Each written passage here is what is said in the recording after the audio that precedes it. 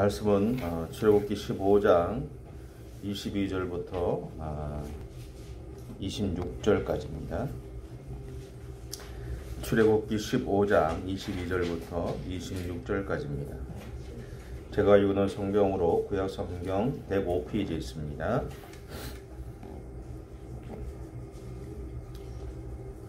출애굽기 15장 22절부터 26절까지 제가 봉독하겠습니다.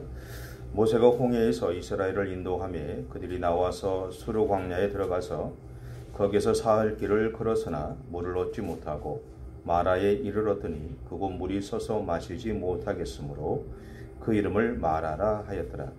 백성이 모세에게 원망하여 이르되 우리가 무엇을 마실까 하며 모세가 여호와께 부르짖었더니 여호와께서 그에게 한 나무를 가르치시니 그가 물에 던지니 물이 달게 되었더라. 거기서 여호와께서 그들을 위하여 법도와 율례를 정하시고 그들을 시험하실세 이르시되 너희가 너희 하나님 나 여호와의 말을 들어 순종하고 내가 보기에 의를 행하며 내 계명에 귀를 기울이며 내 모든 규례를 지키면 내가 애굽 사람에게 내린 모든 질병 중 하나도 너희에게 내리지 아니하리니 나는 너희를 치료하는 여호와임이라. 아멘.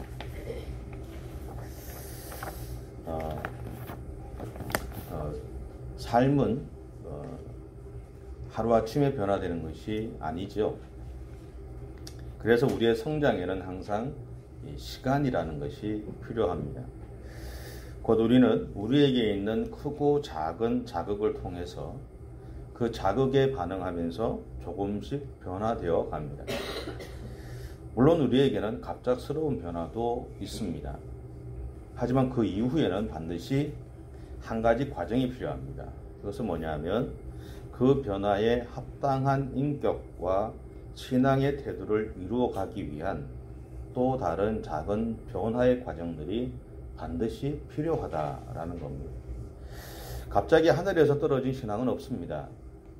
어느 날 갑자기 탁 뭐가 떨어져서 신앙한다. 갑작스럽게 그런 변화는 있을 수 있죠. 어느 순간 뭐가 탁 튀어서 내가 예수 믿게 됐다. 근데 거기서 끝나는 게 아니죠. 그 다음에 내가 예수 믿은 다음에 그 예수 그리스도에 대한 분명한 확신과 그분과의 만남들이 그 안에서 계속적으로 이루어지게 되는 겁니다. 결국 뭐냐면 앞서서 예수 믿은 사람도 있고 뒤에서 예수 믿은 사람도 있어요. 그죠? 근데 앞서서 예수 믿은 사람들은 이 사람 여기까지 오기까지 많은 과정들을 거쳤어요. 그럼 뒤에서 예수 믿은 사람들은 여기서 시작해서 앞에서 예수 믿은 사람들과 상관없이 여기서 시작해서 내가 계속 예수를 믿을 수 있느냐? 그게 아니라 갑작스러운 변화는 있지만 그 다음부터 앞에서 이 사람들이 겪었던 이 과정들을 다 겪어 나간다라는 겁니다. 그것이 있어야 되는 거죠. 그러니까 우리가 착각하는 게 뭐냐면 내가 어느 순간 갑자기 특별한 어떤 변화가 내 안에 있어서 어느 순간 갑자기 내가 예수가 믿어지고 뭐 구원이 믿어지고 받아들여지고 그게 그리고 남들이 하지 못하는 어떤 영적인 체험들을 하면서 나는 다른 사람들보다 늦게 믿었지만 하나님 나에게 이렇게 은혜를 주셨어 라고 하면서 그 다음에 더 이상의 어떤 자기의 어떤 그 신앙들을 확고히 하는 과정들을 거치지 않으면 모래 위에 세운 칩과 같이 되어버립니다. 어느 날 갑자기 뭐가 확 오면 그냥 싹 무너져 버려요. 나라는 거예요.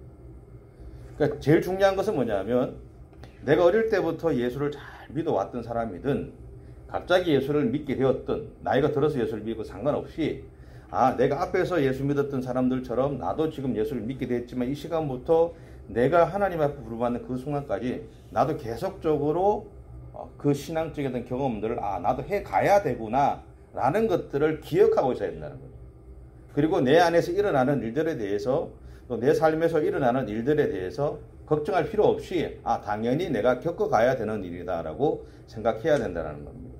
예전에 제가 한번 말씀을 드렸는데 제가 부산에서 이제 목회를 할 때 한 분이 교회를 오게 됐어요. 근데 이분이 그 교회 권사님의 친구인데 이분이 친구가 된 다음부터 이분이 교회 나올 때까지 평생을 기도한 거예요. 어떻게 보면. 기도해서 이분은 교회를 나왔어. 나왔는데 교회를 딱 나오고 그 다음에 집에 딱 가는데 교통사고를 당했어. 차는 반파되고 자기는 이렇게 기부서를 냈어. 그 얘기를 딱 듣고 제가 다음 주에 교회 오겠나. 왜 예수 안 믿는 사람들은요, 예수 안 믿는 사람들이 예수 믿으면 가만히 안 놔둔다 그래요. 귀신이 가만히 안 놔둬서 이렇게 괴롭힌다 그래요. 그럼 두려워서 그 다음에 예수를 안 믿어요. 그 얘기를 겪고 나면. 근데 그 다음 주에 딱 보니까 이분이 웃으면서 왔어요. 그래서 내가 물어봤어요. 고민 안 되십니까? 물어보니까 고민 안 했다는 거예요. 아, 이거는 내가 싸워야 될 일이다 생각하고 왔대요. 잘했다고. 맞다고. 그러니까 하나님이 참 사랑하시는 것 같다고. 우리가 예수를 안 믿던 사람들이 늦게 예수를 믿어도 상관없이 우리 인생 가운데 앞에서 예수 믿었던 사람들이 겪었던 어떤 신앙적인 굴곡들을 다 겪게 돼 있어요. 그러니까 예수 믿으면 사람들이 착각하는 게 뭐냐면 예수 믿으면 어려움이 없다고 생각해요. 예수 믿어도 어려움이 있습니다. 어쩌면 안 믿는 사람들보다 더 어려움이 많습니다. 왜? 왜냐하면 여러분이 예수님을 믿기 때문에요. 사단은요, 이 성경에 보면 사단이 우는 사자와 같이 삼킬자를 찾아다닌다 그러거든요. 예수 안 믿을 때는 괜찮아요. 왜? 자기하고 똑같이 지옥 갈 수 있으니까. 근데 예수 믿게 되면 지옥 가야 될 사람이 천국을 가게 되잖아요. 그러니까 배 아픈 거예요. 사촌이 땅을 사면 어떻다고요? 배 아프다 그러죠? 똑같은 거예요. 근데 그런 마음을 가지고 자꾸 괴롭히는 거예요. 평소보다 더 괴롭혀요. 내가 분명히 예수 믿고 기도하고 내가 잘 믿고 있는데 왜 내 인생이 자꾸 이렇게 되지? 이유는 한 가지예요. 사단이 그만큼 나에 대해서 걱정을 한다는 거예요. 다른 말로 표현하면요. 아, 내가 하나님이 참 사랑하시는 사람으로 변화되어 가고 있구나라고 기억하시는 거예요. 그러니까 어려움이 있는 것에 대해서 걱정하실 필요가, 물론 걱정을 해야죠. 저도 이렇게 하려면 걱정 많이 하는 사람이니까 걱정할 수밖에 없어요. 근데 염려도 하지만, 근데 여러분 분명히 기억하실 것은 뭐냐면, 내가 그럼에도 불구하고 하나님 앞에 서 있으면 하나님이 나의 삶을 지키신다는 거예요. 하나님이 나와 함께 하신다는 거예요. 이게 힘을 주시게 된다는 거죠. 저게 온도를 낮춰놓으면요, 이게 꺼졌다 켜졌다 하면서 이게 안 좋은 이게 자꾸 나와요. 그러니까 눈이 아프실 거예요. 자, 여러분, 예수 믿는 사람이 싸우면 오래 가는 거 혹시 아세요? 예수 믿는 사람들은 싸우면요, 참 오래 가요. 반면에 세상 사람들은 싸우다가 술자리에서 술 한잔 먹으면 해결돼요. 근데 왜 그럴까요? 예수 믿는 사람들이 더 마음이 넓어야 되는데, 왜? 예수 믿는 사람은 싸우면 죽을 때까지 가요, 어떻게 보면. 네가 죽어라 할 때까지 싸운단 말이에요. 근데 안 믿는 사람들은 어떻게 술 한잔 하면 그때 풀어져요. 왜 그런가라는 거예요. 그 이유 중에 하나 가장 큰 것은 뭐냐면, 예수 믿는 사람들은요, 상대방에 대해서 가지고 있는 기대 수준이 상당히 높아요. 출발이 틀린 거예요. 그러니까 예수 믿는 사람은 아, 이렇게 돼야 돼 라고 생각하는 기대 수준이 있어요. 그러니까 그 기대 수준의 눈으로 상대방을 보는 거예요. 상대방을 보다 보니까 그 기대 수준에 올라가지 않으면 용납이 안 되는 거예요. 이게 마음의 상처를 받는 거예요. 그래서 이 사람이 만약에 내가 싸웠는데 이 사람이 내 기대 수준만큼 이렇게 올라와서 나한테 사과도 하고 저 사람이 예수 잘 믿고 올라와. 그러면 풀어져요. 그런데 한 가지 물어볼게요. 저 사람이 나한테 갖고 있는 기대 수준이 얼마인지 내가 알 수 있어요? 네? 아실 수 있으세요? 하다못해 내가 갖고 있는 기대 수준은 이만큼이에요. 근데 나하고 싸운 사람의 기대 수준이 이만큼이야. 나는 내가 할 수 있는 건 요만큼이 최선이야. 그럼 여러분이 이만큼 할 수 있을까요? 여러분 이만큼 하려고 노력하실 것 같으세요? 아니에요. 여기 내가 할 수 있는 최선인 거예요. 이게 마지노선인 거예요. 이 사람이 자기 나름대로 기도 수준을 이만큼 높여놓았든 상관없어요. 내가 할 수 있는 건 여기까지인 거예요. 나는 정말 최선을 다해서 이만큼 하는 거 있는 거예요. 근데 이 사람이 봤을 때는, 이만큼 높은 사람이 봤을 때는 안 하는 거예요. 이해가 되시죠? 그래서 여러분, 예수 믿는 사람들은요, 싸우면 오래 가요. 반면에 예수 안 믿는 사람들은요, 서로에 대해서 지나친 기대감이 없어요. 기대하지 않아요. 다른 사람들에 대해서, 저 사람에 대해서 나름대로 어떤 기대 수준을 높여서 보지 않아요. 그냥 서로가 실수하는 존재라는 것을 인정하고 살아가요. 그래서 웬만큼 잘하면 용서하고 풀어줘요. 웬만큼만 잘하면 잘한다 그래요. 반면에 예수 믿는 사람들은 웬만큼 잘하면 잘해요? 아주 잘해야 그나마 좀 하네라고 해야 하는 거예요. 한번 보세요. 아니에요? 한번 생각해 보세요. 여러분들이 젊은 사람도 있지만 여러분이 세상에 나가서 이렇게 보면 예수 믿는 사람들을 보면 내가 예수 믿지만 예수 믿는 사람들을 보면 탐탁치 않을 때가 많고요. 또 다른 사람들이 예수 믿는 사람들이 제대로 못하기 때문에 밖에 나가서 내가 예수 믿는다고 이야기하는 사람이 태반이에요.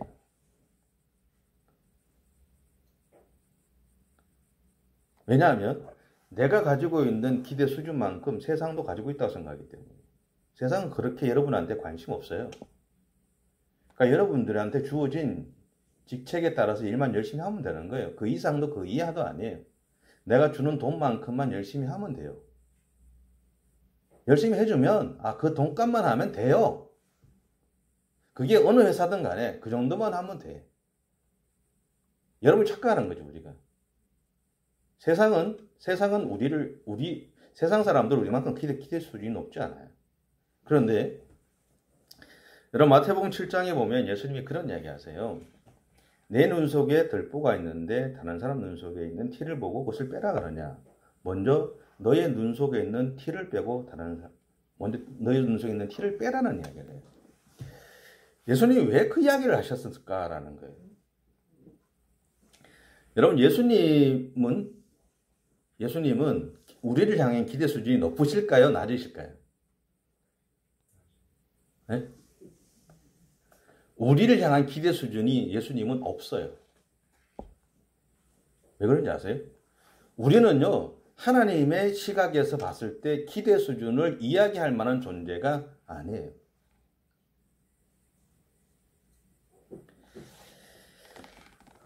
그래서 예수님이 우리한테 얘기하는 게 뭐냐면 자신의 부족함을 내가 부족하다는 존재라는 것을 알고 인정하면서 상대방의 부족함을 용납하고 기다려주라고 하는 이야기가 내 눈 속에 있는 들보를 보지 못하고 다른 사람의 눈에 있는 티를 빼라고 하지 말고 네 눈 속에 있는 티를 먼저 빼라고 하는 거예요. 네 눈 속에 있는 들보를 먼저 빼라는 거예요. 당신이 봤을 때 우리가 그렇잖아요. 여러분 어떠실지 모르는데 제가 얼마 전에 우리 막내랑 그런 이야기 했어요.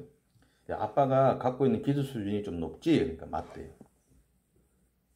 근데 아빠가 목표를 하고 이 나이가 이만큼 들어가면서 보니까 내가 이만큼의 기대 수준을 가지고 교회에서 성도들한테 이야기하면 성도들이 이만큼 따라오느냐? 못 따라온다.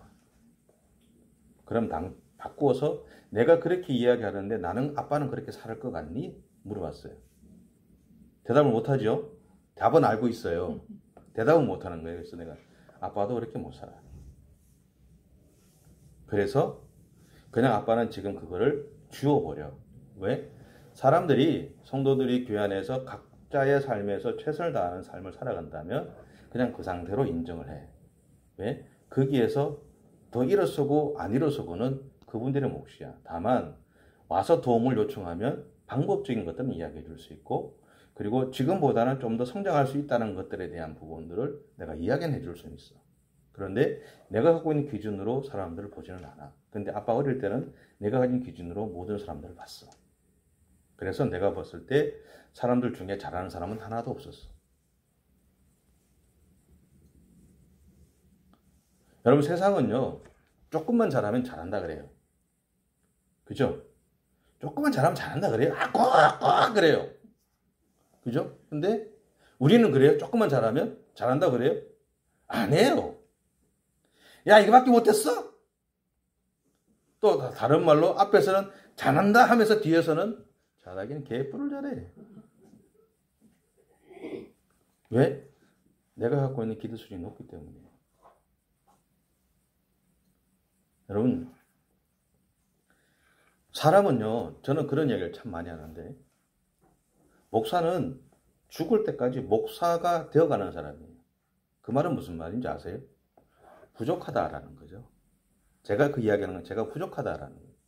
부족하기 때문에 내가 하나님 부르시는 그 순간까지 목사로서의 삶을 살아가려고 노력하지만 여전히 부족할 거다라는 거죠.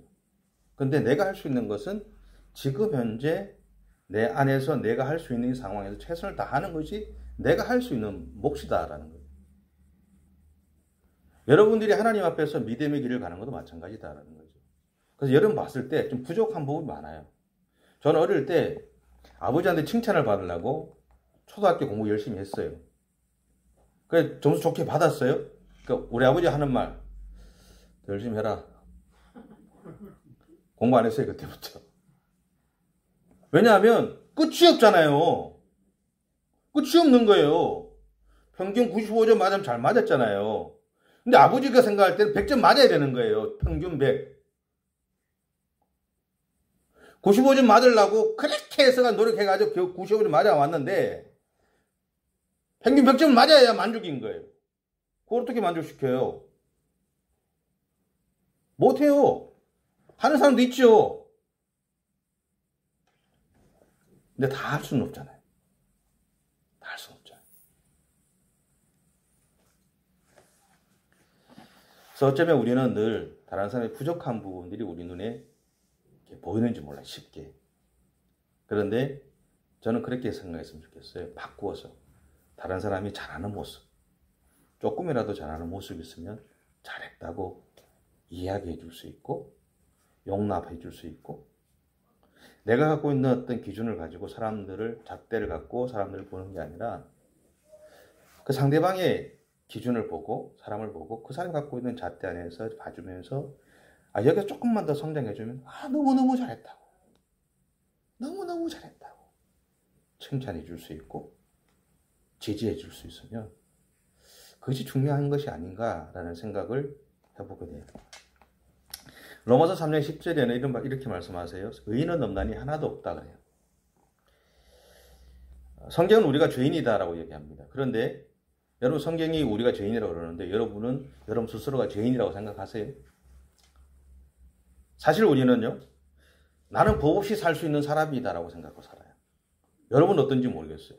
나는 법 없이 살 수 있는 사람이라고 살아요. 죄인이라고 생각 안 해요. 사람들 앞에서 나는 법 없이 살 수 있는 사람이야 라고 하면서 말은 안 해도 그렇게 행동하며 살아요. 다른 사람들의 해도 끼치지 않고 다른 사람이 뭔가를 잘하면서 정말 다른 사람들이 봤을 때 저 사람이 뭐 목사든 안 되든 상관없이 저 사람은 참 법 없이 살 만한 사람이야, 좋은 사람이야 라는 평가를 받고 살아요. 그런데 나는 알아요. 내가 죄인이라는 거. 부모조차도 자식의 마음에 들어가 보지 않아요. 자식조차도 부모의 마음을 알지는 못해요. 감추어져 있는 마음이 있어요. 그 마음은 나만 알아요. 누구도 몰라요. 아무리 목사로 살아가도 그 마음을 아는 사람은 목사 자신밖에 없어요. 마음들한테도 감추는데요. 자식한테도 감추는데 교인들한테도 감추는데 어떻게 알아요? 나만 알지. 내가 죄인이라는 거는 나는 알아요. 그런데 그거를 드러내고 싶어 하지 않죠.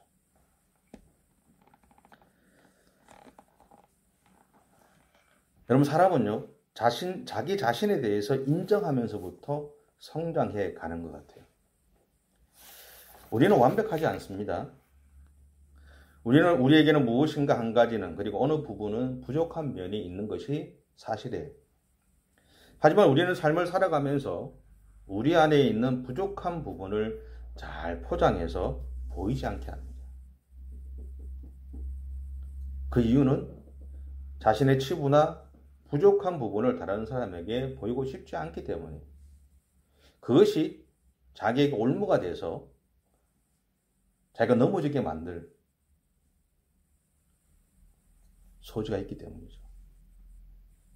그런데 아무리 감추려고 해도요, 우리의 부족함은 드러나게 돼 있어요. 그런 우리에게 필요한 것은 자신에 있는 그대로를 인정할 줄 아는 용기예요. 내가 부족하다는 거 인정할 줄 알아야 된다. 여러분, 완벽한 사람은 존재하지 않아요. 완벽한 척 하는 거죠. 존재하지 않습니다. 우리에게 필요한 것은 지금보다 더 나은 믿음의 삶을 살아가기 위해서 노력하는 것이고, 세상에서 우리가 살아갈 때는 지금보다 더 나은 나라는 존재가 되기 위해서 실력도 쌓아가야 되고 그렇게 노력해 가는 것이 우리가 할 수 있는 것들. 이렇게 성장하는 과정이 우리에게 있다라는 겁니다. 그러므로 여러분 서로를 향해서 기대치를 좀 낮추세요. 반면에 서로를 불쌍히 여기고 사랑하고 존중하고 인정해주고 지지해주고 그런 마음은 여러분 안에서 좀 더 키우세요. 그리고 그런 마음을 갖고 살아가셨으면 좋겠어요. 우리는 종종 예측하지 못한 일을 만나면 당황해하고요. 그것이 지나치면 분노하고 원망합니다. 오늘 본문에서 보면요. 하나님의 놀라운 이적을 경험하면서 홍해를 건넜던 이스라엘 백성들이 그 감격의 마음을 품고 3일 동안 수르 광야를 지나서 마라에 이르게 돼요. 어떤 해석에 보면 이스라엘 백성들이 수르 광야에서 3일 동안을 지났다 그랬잖아요. 그러니까 이 이야기는 무슨 말이냐면 이스라엘 백성들이 준비했던 그러니까 물이 떨어질 때가 되었다라는 거예요. 그러니까 물이 떨어질 시점이 되었다라는 것을 이야기한다는 거예요. 그러니까 물이 떨어지면 평소에는 물을 그렇게 마시라고 하는데 안 마시죠. 그죠? 근데 광야나 사막에 가서 물이 잠깐만 떨어지면 어떻게 되는 줄 아세요? 눈에요. 불을 켜면서 물만 찾아요. 신기루라는 게 그렇게 생기는 거죠. 물이 떨어진 그들에게 찾아온 것은 무엇이었을까? 3일 동안 정말 이 홍해를 건너가면서 얼마나 감격했겠어요. 하나님의 놀라운 은혜들 경험했으니까 얼마나 그래요. 여러분 그렇지 않으세요? 어느 날 하나님의 놀라운 은혜들을 여러분의 삶에서 경험했어요. 참 좋죠? 참 좋아요. 근데 그 감격이 일주일을 가던가요? 하룻밤만 지나면 끝나요. 사실은 그래요, 그죠? 하룻밤만 지나면 끝나지 않으세요? 저는 하룻밤만 지나면 끝나던데. 근데 어쨌든 3일 동안 그 마음을 품고 이 수르 광야라는 것을 불평하지 않고 다 지나갔어요. 근데 거기 가면서 마실 물들 다 마시고 왔는데 물이 똑 떨어져 버렸네? 그런데 광야는 끝이 안 났어요. 물은 먹어야 되는데 물은 없어요.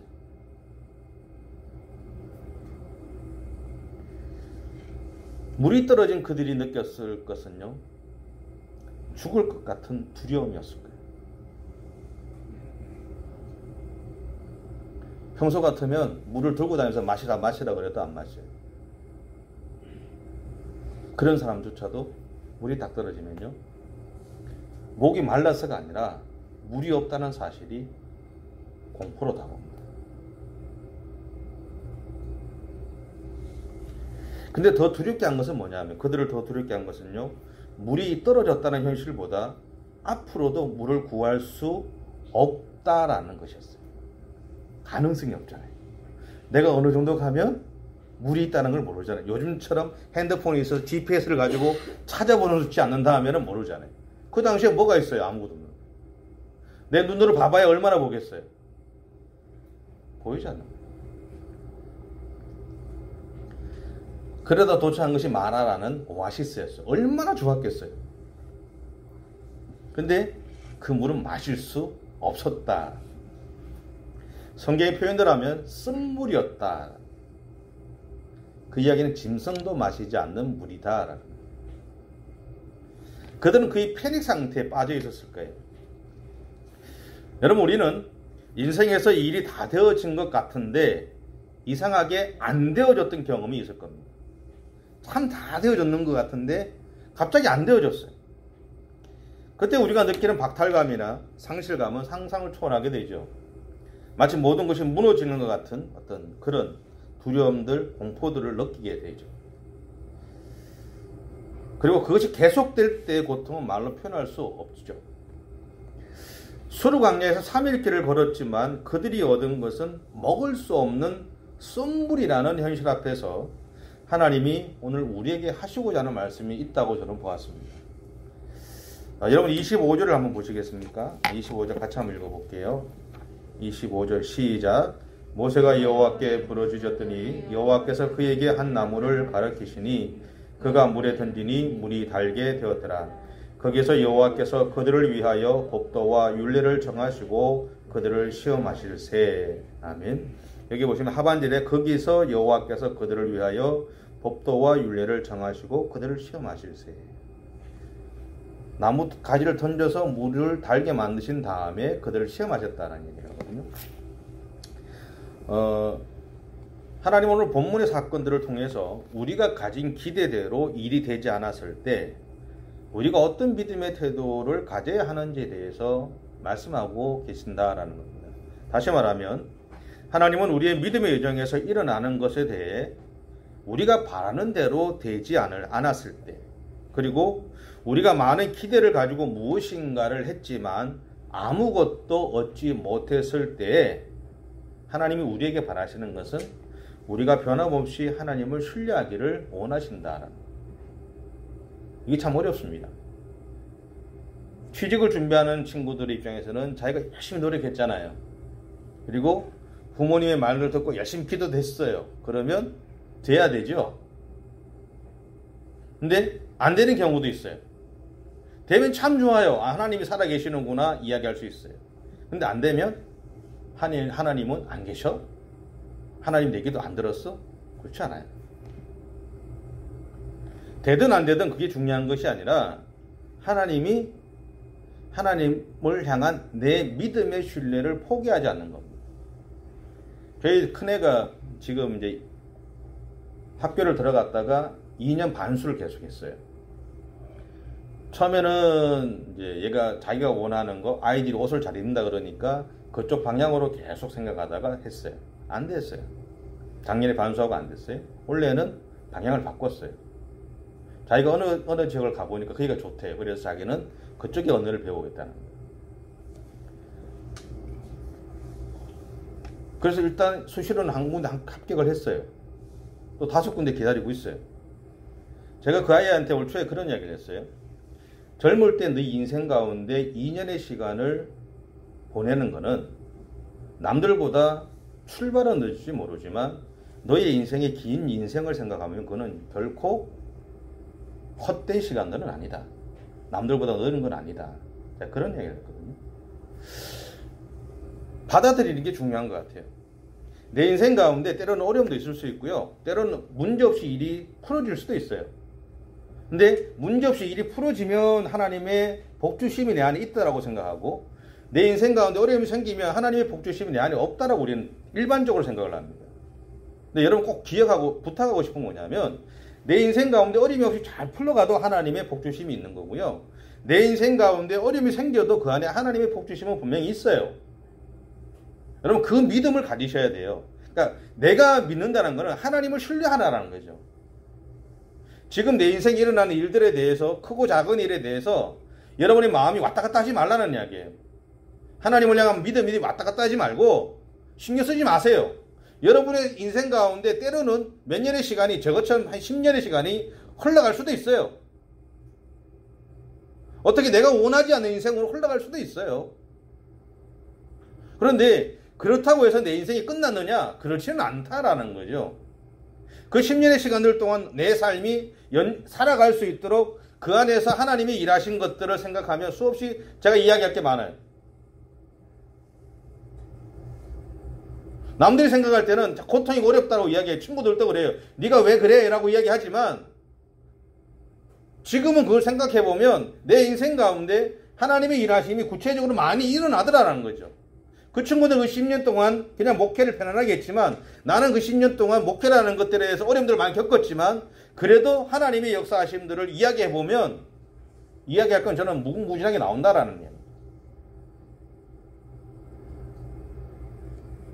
하나님의 일하시는 부분이 다를 뿐이라는 거죠. 중요한 것은 하나님은 나를 향한 그분의 눈들을 포기하지 않는다는 거고, 내 인생 가운데 하나님의 일하심들은 계속해서 일어나고 있다라는 거예요.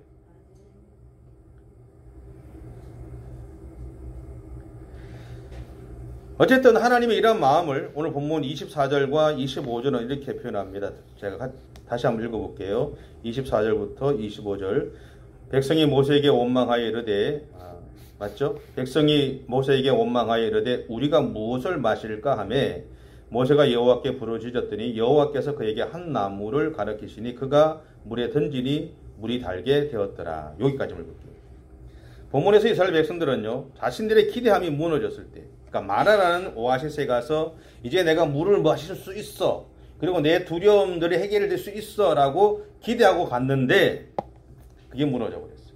못 먹는 거예요. 그때 백성들은 무엇을 이야기했을까요? 하나님을 향해서 원망했을 거예요. 처음에 마라를 갔을 때 이 사람들은 너무너무 좋았을 거예요. 하나님을 찬양하고 예배하고, 야, 하나님이 우리의 길을 이렇게 인도하셨어 라고 했어요. 그런데 물을 떡 마시는데 팍! 이게 뭐야? 하나님 먹을 물을 준 것이 아니라 우리를 죽일 물을 줬네? 그때는 하나님을 향해 원망했을 거예요. 그런데 모세는 그 순간에 하나님에게 기도했다라는 거예요. 백성은 하나님을 향해서 원망했는데 모세는 기도했어요. 모세가 특별한 사람이기 때문에 그럴까요? 그렇지 않아요. 모세나 우리나 똑같은 사람이에요. 해결할 수 있는 문제가 없잖아요. 내가 해결할 수 있는 문제가 아니잖아요. 분명히 3일 동안 길을 걸어서 마실 물 다 하고 이제 먹을 물도 없고 이제 먹어야 되는데, 물을 마셔야 되는데, 하나님이 말하는 곳을 데려가서 너무 좋았는데 물을 먹어보니까 이 물은 못 먹는 물이야. 하나님 앞에 원망한다고 해서 그 문제가 해결돼요? 해결되는 방법이 없어요. 그러니까 모세가 붙잡은 건 하나님이었던 거예요. 하나님이 이 문제를 어떻게 해결할까요? 이거 우리가 해결할 수 없습니다. 어떻게 해결할까요? 하나님이 왜 우리를 마라에 데려오셨습니까?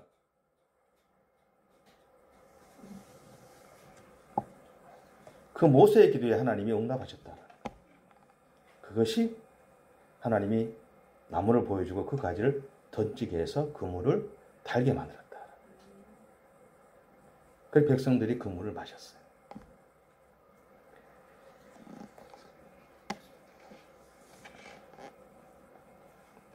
여러분 중에 문제가 해결되지 않으신 분들이 혹시 있을 수 있습니다. 지금 우리 교회도 마찬가지지만, 그렇다면 혼자 고민하거나 원망하지 마시고요. 하나님께 기도해 보십시오. 하나님을 신뢰하십시오. 하나님은 여러분의 그러한 믿음에 응답하신다라는 겁니다. 자신의 신상에 절하지 않았던, 절하기를 요청했던 느부갓네살 왕에게 하나냐, 미사엘, 아사랴라는 세 명의 청년이 다니엘서 3장 17절부터 18절에서 이렇게 선언하죠. 왕이여, 우리가 섬기는 하나님이 계시다면 우리를 맹렬히 타는 풀무불 가운데서 능히 건져내시겠고 왕의 손에서도 건져내시리이다. 그렇게 하지 아니하실지라도 왕이여, 우리가 왕의 신들을 섬기지 아니하고 왕이 세우신 금신상에게 절하지도 아니할 줄을 아옵소서. 그런데 느부갓네살 왕은 이들을 향해서 분노하면서 19절과 22절, 다니엘서 3장 19절과 22절 이렇게 얘기합니다. 그 풀무불을 뜨겁게 하기를 평소보다 7배나 더하게 하고, 더 뜨겁게 하라는 거죠. 그래서 왕의 명령이 엄하고 풀무불이 심히 뜨거움으로 불꽃이 사드락과 메삭과 아벤느고, 이게 이제 이 바벨론식 이름이에요. 누구를 붙든 사람을 태워 죽였고, 그러니까 왕에 대해서 자기의 믿음대로 이 세 명의 청년들이 하나님을 향한 믿음들을 고백했는데, 왕은 오히려 분노해서 평소보다 그 풀물을 7배나 더 뜨겁게 해서 그들을 던지넣었던 그 사람들이 거기서 나온 불꽃에 타 죽게 만들었다라는, 그만큼 왕의 분노가 크다라는 거예요. 여러분, 자신들의 믿음의 결단으로 인해서 오히려 더욱 절망에 빠진 세 명의 유대 청년들이 오늘 우리라고 한다면, 여러분은 이런 상황에 어떤 반응을 하시겠습니까? 오늘 내가 하나님 앞에 그런 믿음의 고백을 하고 그렇게 믿음을 결단하고 살았는데, 내 인생 가운데 오히려 그 믿음에 대해서 하나님이 응답하신 것이 아니라 하나님 보호하신 것이 아니라 오히려 왕이 이런 일들을 행해버렸다면, 그 현실 속에 내가 있다면 여러분은 어떻게 하시겠어요? 실망하겠죠. 안 그러신 분이네. 저는 실망할 것 같아요. 분노할 것 같아요. 왜냐하면 우리는 우리의 기도와 믿음의 결단에 하나님이 당연히 구원으로 응답하실 것을 믿고 있어요. 그런데 이것이 우리가 기대하는 신앙생활입니다. 하나님, 내가 하나님의 기도하면 하나님이 응답하시고, 기도하면 응답하시고. 그런데 현실은 그들의 믿음의 결단 때문에 오히려 그들은 더 어려움에 빠지게 됐고요. 평소보다 7배나 더 뜨거워진 풀무불임에도 불구하고, 그런데 그들은 하나님을 향한 믿음이 흔들리지 않았다라는 것. 바로 그런 그들에게 하나님이 응답하시는 장면이 나와요. 그것이 다니엘서 3장 27절에 이렇게 얘기합니다. 총독과 지사와 행정관과 왕의 모사들이 모여 이 사람들을 본즉 불이 능히 그들의 몸을 해하지 못하였고 머리털도 그을리지 아니하였고 겉옷빛도 변하지 아니하였고 불탄 냄새도 없었더라. 분명히 던져놓은 사람이 불타서 죽었는데, 그 풀무에서 나오는 불길에 의해서 타 죽었는데, 던져졌던 사람들은 데리고 나왔는데 보니까 불탄 흔적이 하나도 없더라라는 거죠. 그 풀무불 안에서 그들이 그냥 걷고 있더라라는 겁니다. 오늘 수르 광야에서 3일 길을 걸으면서 물을 찾았던 그들이 처음 만난 이 마라라고 불리우는 오아시스를 찾았을 때만 해도, 앞에서도 말씀드렸지만 그들은 여기까지 인도하신 하나님을 찬양했을 거예요. 너무너무 좋았을 거예요. 잔치도 베풀고 마치 축제가 일어난 것처럼 했을 거예요. 하지만 그것이 먹을 수 없는 물을 가진 오아시스임을 알았을 때 그들의 찬양은 원망으로 변했고 불평으로 변했고 분노로 변했습니다. 그러나 하나님은 그 순간 이스라엘 백성들에게 느부갓네살 왕 앞에 서 있던 3명의 위대 청년들처럼 하나님을 향한 절대적인 신뢰를 가지기를 요청하셨다라는 거예요. 내가 기도한 대로 하나님이 응답해 주시지 않아도, 내 기도한 대로 하나님이 역사가 일어나지 않아도, 오히려 내 기도와 상관없이 내 인생이 더 어려움이 생겨도 하나님이 그 순간 우리에게 요청하시는 것은 나를 믿으라라는 거죠. 내가 너 아버지 아니니? 믿어. 왜 걱정해? 우리가 이런 믿음을 가지도록 하기 위해서 하나님은요, 때때로 우리의 기대에 어긋나는 일을 경험하게 하실 때도 있습니다. 하나님은 그들에게만 그 믿음을 요청한 게 아니에요. 오늘 나에게도 요청하십니다. 내가 기대한 대로 하나님 응답하시는 것이 아니라 오히려 어려움으로 내 인생 가운데 응답하실 때가 있다. 오늘 성경은 우리에게 아주 중요한 비밀을 하나 가르쳐줘요. 읽지는 않았지만 27절입니다. 같이 한번 읽어볼게요. 27절 시작. 그들이 엘림에 이르니 거기에 물샘 12과 종려나무 70그루가 있는지라. 거기서 그들이 그 물 곁에 장막을 치니라. 아멘. 여러분, 마라라는 물은요, 우리 옛날에 동네에 보면 우물 있죠, 우물. 우물 정도의 크기의 오아시스예요. 그거밖에 없어요. 야자수 몇 개가 있고 그거밖에 없어요. 그런데 27절에 보면 엘림이라는 장소가 나와요. 일반적으로 이 마라와 엘림 사이의 거리를 10km 정도로 봅니다.